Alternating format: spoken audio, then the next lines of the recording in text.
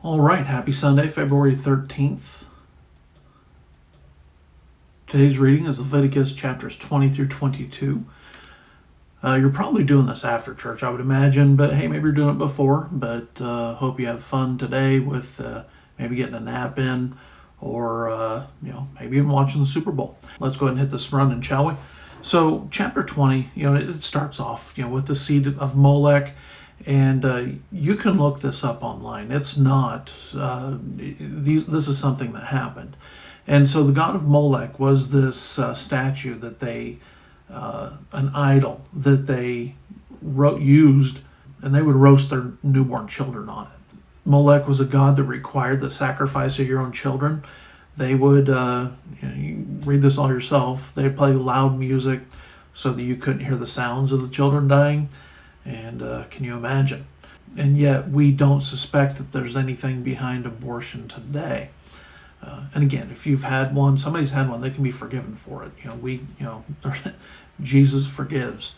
But just on a whole, how can we look at that and not suspect that there is something deeper behind it? Why is it that we have, videos of Planned Parenthood trying to sell aborted baby body parts, and they sound pretty proud of it, but the person that gets prosecuted is the person that took the video?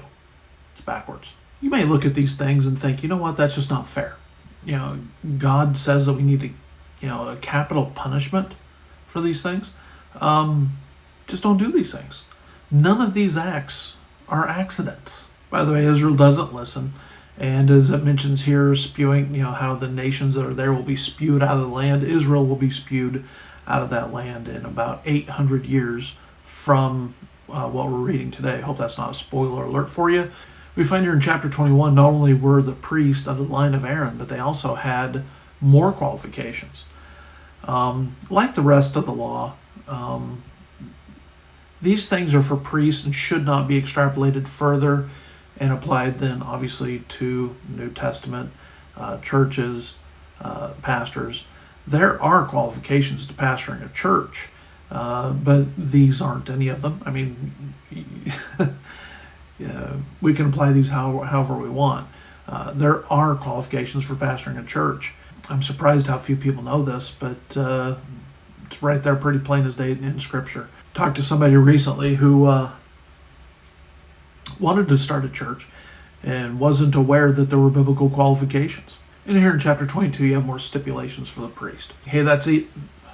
Hey, that's all the reading for today. I'm looking forward to seeing y'all in church this morning.